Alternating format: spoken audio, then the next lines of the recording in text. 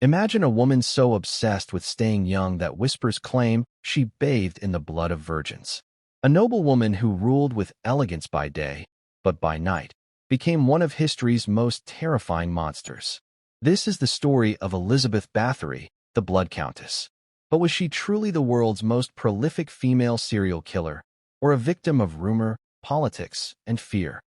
Music swells, transition into main narrative. Elizabeth Bathory was born in 1560, in Transylvania, a land already steeped in dark legends of vampires and the supernatural. She belonged to one of the most powerful noble families in Hungary, relatives to kings, warriors, and princes. From the start, Elizabeth's life was marked by privilege and cruelty. Accounts suggest she witnessed brutal punishments as a child. In her castle, peasants were beaten, tortured, even executed before her eyes. Some historians argue that this early exposure to violence twisted her sense of power. At the age of 15, Elizabeth married Ferenc Nadasdy, a Hungarian war hero known as the Black Knight of Hungary. The marriage was both a union of love and politics. It gave Elizabeth control of vast estates, castles, and an army of servants.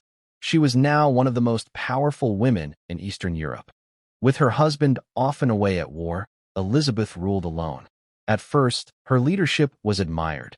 She was educated, could speak multiple languages, and knew how to run estates efficiently. But soon, darker rumors began to spread. It was said Elizabeth punished her servants with unusual cruelty. One account describes her jamming needles beneath their fingernails. Another claims she burned the flesh of disobedient girls with hot irons. The whispers grew more grotesque. That Elizabeth would slash the faces of her maids with knives. That she forced them to stand naked in freezing snow, pouring water over them until they froze solid.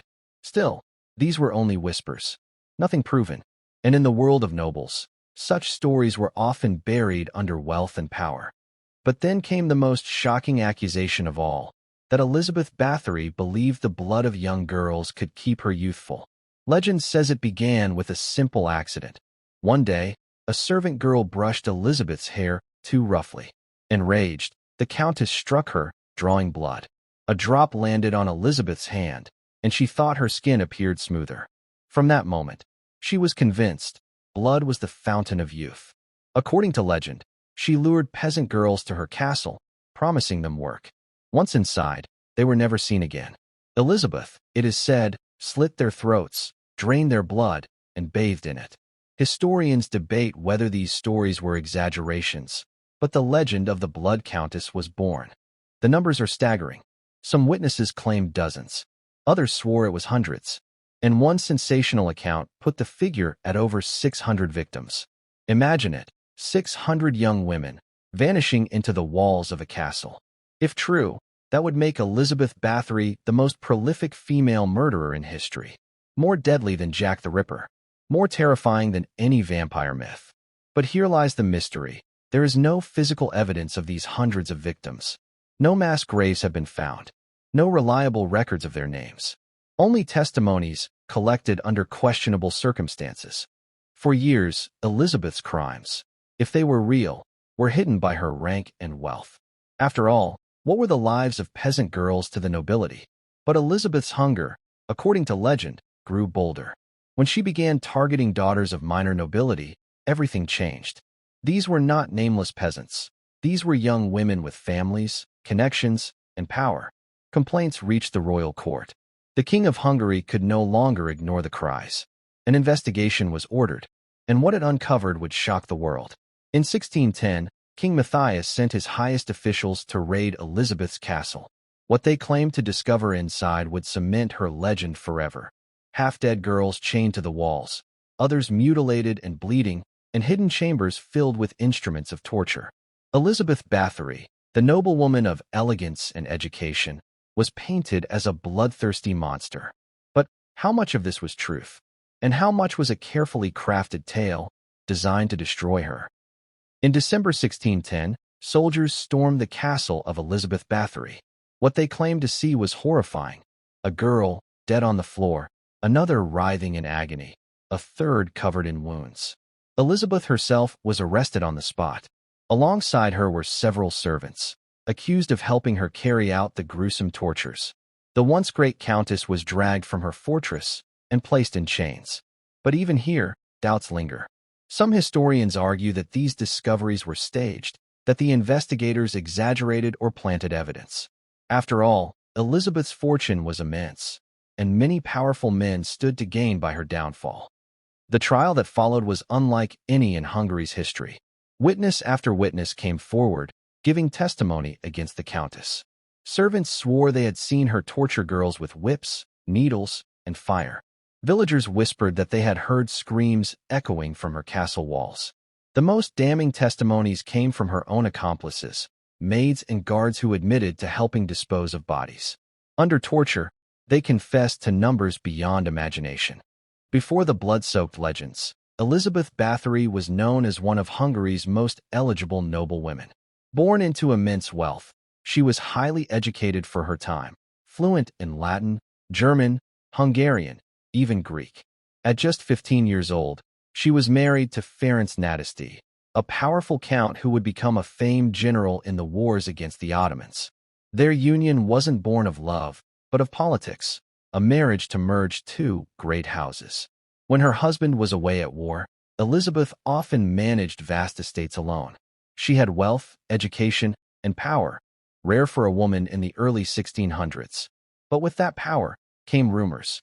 Even before her name was tied to horror, whispers of her cruelty towards servants echoed through the villages. Punishments that seemed harsher than necessary. Tempers that flared in ways people dared not forget. Stories began quietly. A maid beaten for disobedience, a servant vanishing after angering the countess. But over time, the tales grew darker. According to legend, one moment defined Elizabeth forever. A servant girl accidentally tugged at the queen's hair while dressing it. Enraged, Bathory struck her so hard that blood spilled onto Elizabeth's hand. When she wiped it away, the countess allegedly saw her skin appear smoother, younger. From that moment, rumor said she began to bathe in the blood of virgins to preserve her youth. Was this true, or a tale woven by her enemies? Historians suggest it may have been metaphor turned into myth. In reality, Elizabeth may have punished her servants brutally, but the idea of bathing in blood may have been nothing more than propaganda, sharpened into a weapon.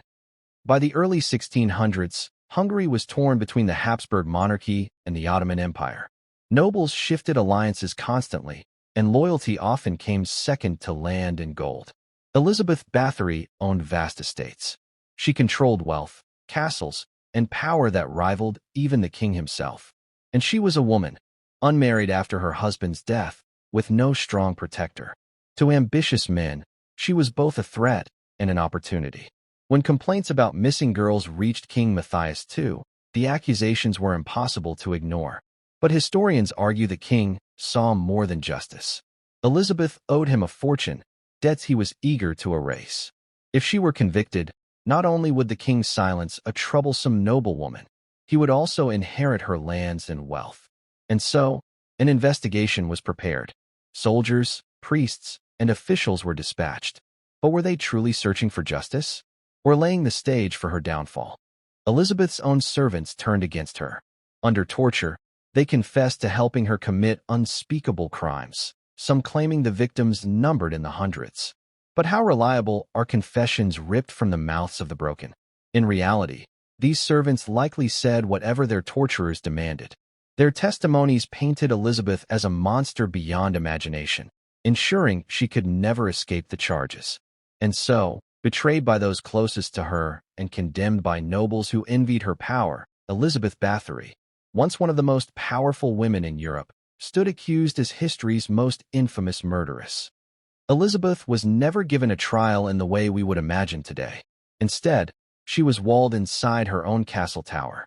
Her windows were bricked shut. Her food passed through a small opening. For 4 long years, she lived entombed within her fortress. No court appeal, no chance to defend herself. On the 21st of August, 1614, she was found dead. Her body was buried quietly, the Blood Countess erased, but her legend only beginning. Was she a sadistic killer who tortured girls by the hundreds? Or was she the victim of one of history's greatest smear campaigns, destroyed by politics, envy, and greed? The truth may never be known, but her name endures, Elizabeth Bathory, remembered as both a noblewoman of immense power and as the most terrifying woman in history.